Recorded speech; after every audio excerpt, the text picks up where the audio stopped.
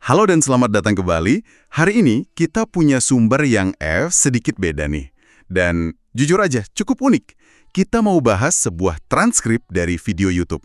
Judulnya, Salam Sukses Mulia Guru dan Siswa Kelas 12 Revantra, SMA 7 Wajo, tahun 2026.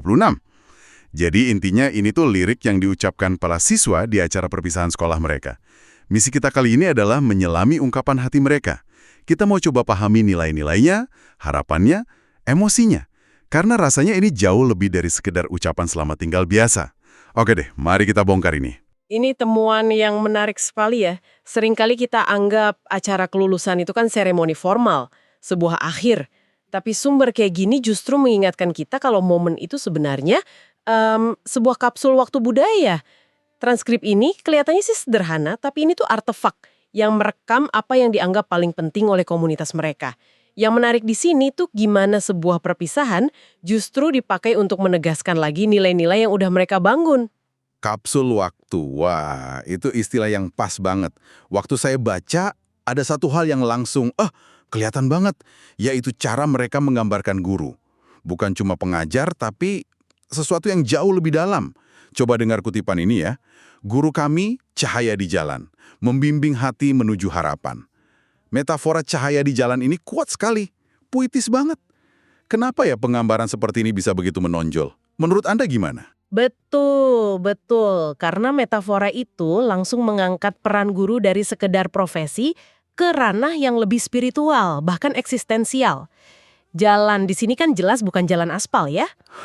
Iya, jalan kehidupan ya. Tepat, jalan kehidupan yang akan mereka tempuh. Buat lulusan SMA, jalan itu seringkali kan terasa gelap, penuh ketidakpastian. Nah, guru dalam pandangan mereka adalah pelita yang memberi penerangan, yang nunjukin arah bukan cuma soal otak, tapi juga soal moral. Mereka bukan cuma kasih peta, tapi juga jadi senternya buat baca peta itu. Oh, jadi ini bukan sekedar transfer informasi ya, tapi lebih ke pembentukan karakter. Dan itu diperjelas lagi di baris lain. Ilmu dan iman kau tanamkan jadi bekal sepanjang zaman. Saya jadi kepikiran, di banyak sistem pendidikan modern kan ada pemisahan yang cukup jelas ya, antara ilmu sekuler sama keyakinan spiritual. Tapi di sini, kok keduanya malah dijalin jadi satu? Apa signifikansinya? Signifikansinya besar sekali. Ini menunjukkan sebuah filosofi pendidikan yang holistik, utuh. Dalam pandangan ini, ilmu tanpa landasan iman itu dianggap rapuh, bahkan bisa bahaya. Iman itu yang ngasih kerangka etisnya. Sebaliknya, iman tanpa ilmu bisa jadi statis.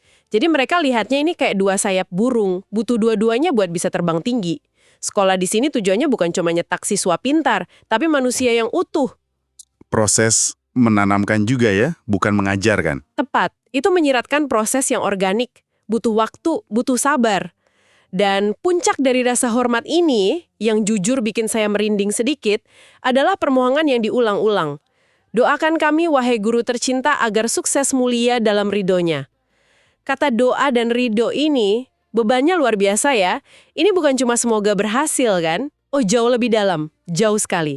Permintaan doa itu pengakuan bahwa ada kekuatan di luar kendali kita yang ikut menentukan hasil. Dan permintaan ridho atau kerelaan, keikhlasan hati guru itu konsep yang sangat mendalam. Ini seolah-olah bilang kalau keberkahan ilmunya itu bergantung pada ikhlasnya si pemberi ilmu. Tanpa ridho guru, ilmunya mungkin gak akan bermanfaat sepenuhnya. Ini menempatkan hubungan mereka di level yang hampir sakral. Sakral ya? Iya, sukses mereka di masa depan itu secara spiritual nyambung sama restu tulus dari guru-guru mereka. Ini bentuk penghormatan tertinggi. Hubungan yang sakral. Nah, ini langsung nyambung ke pikiran saya selanjutnya. Kalau restu guru itu berkah, lalu bekal apa sih yang mereka rasa paling berharga buat dibawa? Karena dari liriknya, yang paling menonjol bukan soal siap kerja atau skill teknis ya, tapi 3 pilar ini, ilmu, iman, dan akhlak mulia. Definisi bekal yang beda banget dari yang biasa kita dengar. Dan 3 pilar itu, itulah inti dari definisi sukses mulia versi mereka. Ini sebuah sistem nilai yang saling mengunci. Ilmu itu kompetensinya, iman itu kompasnya, dan akhlak mulia itu ya manifestasinya dalam tindakan sehari-hari. Coba bayangkan kalau salah satunya hilang. Jadi nggak lengkap ya? Betul. Ilmu tanpa iman dan akhlak bisa jadi kesombongan. Iman tanpa ilmu bisa jadi stagnan.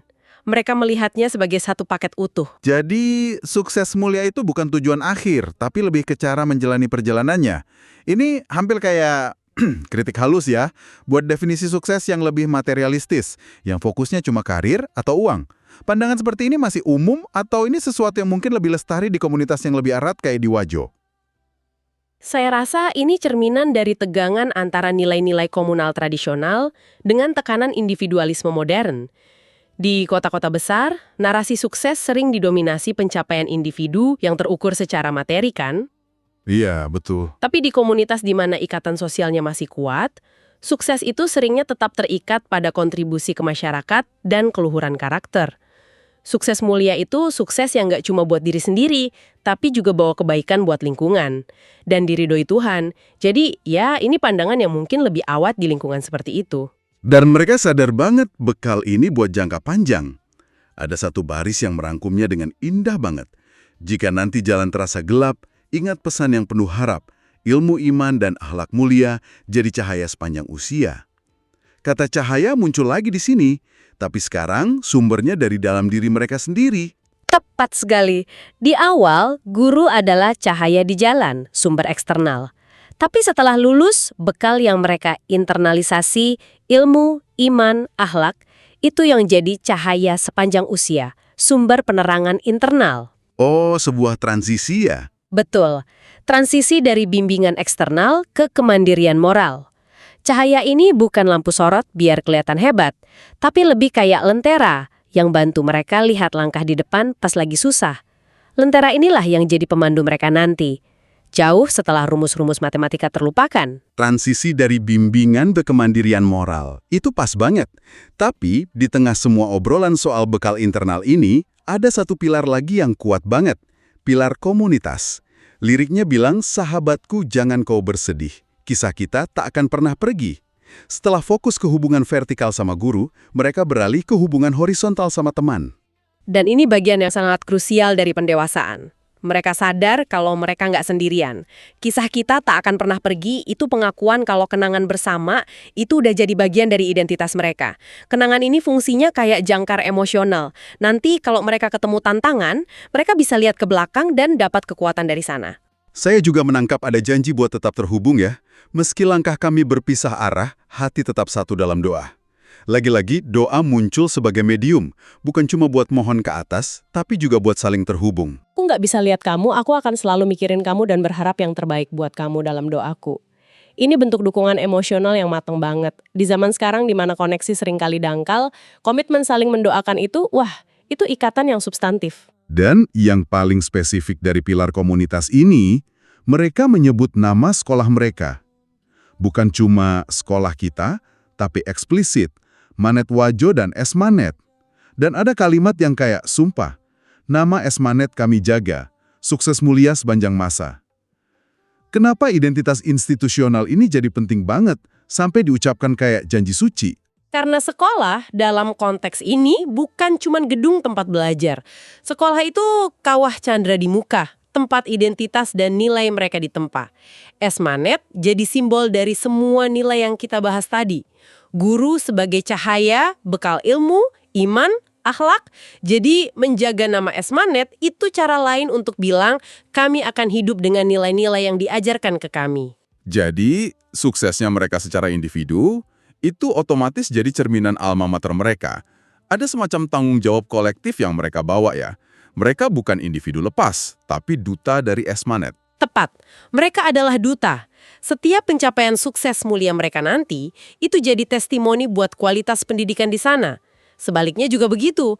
Beban tanggung jawab ini meskipun berat, fungsinya juga sebagai motivasi yang kuat. Memberi mereka tujuan yang lebih besar dari ambisi pribadi. Mereka berjuang bukan cuma buat diri sendiri. Luar biasa. Kalau kita tarik benang merahnya semua ini, rasanya kita baru aja menyaksikan sebuah narasi yang utuh banget soal makna pendidikan. Dari transkrip sederhana, kita nemu sebuah manifesto. Manifesto tentang rasa syukur ke guru, tentang definisi sukses yang diukur dari keluhuran budi, dan tentang kekuatan ikatan komunitas. Persis. Sumber ini tuh pengingat yang kuat kalau esensi pendidikan sejati adalah pembentukan manusia seutuhnya, bukan cuma transfer pengetahuan teknis. Pesan utamanya jelas sekali. Kenangan, nasihat guru, persahabatan, dan nilai-nilai itu adalah pelita dan pegangan sejati mereka. Fondasi yang mereka yakini bakal cukup kokoh untuk menopang mereka. Sebuah fondasi yang, terus terang, bikin kita semua terinspirasi. Sungguh fondasi yang menginspirasi. Dari semua yang kita bahas, konsep yang terus muncul itu kan soal bekal untuk perjalanan hidup. Mereka jelas banget mendefinisikan bekal mereka. Bukan cuma ijazah, tapi doa guru, nilai luhur, dan persahabatan. Semuanya bekal yang tak terlihat, tapi justru rasanya paling berat bobotnya. Nah, ini membawa kami pada sebuah pertanyaan untuk Anda yang mendengarkan. Saat Anda mengenang kembali titik-titik penting dalam hidup Anda, entah itu kelulusan atau momen besar lainnya, bekal non-akademis apa?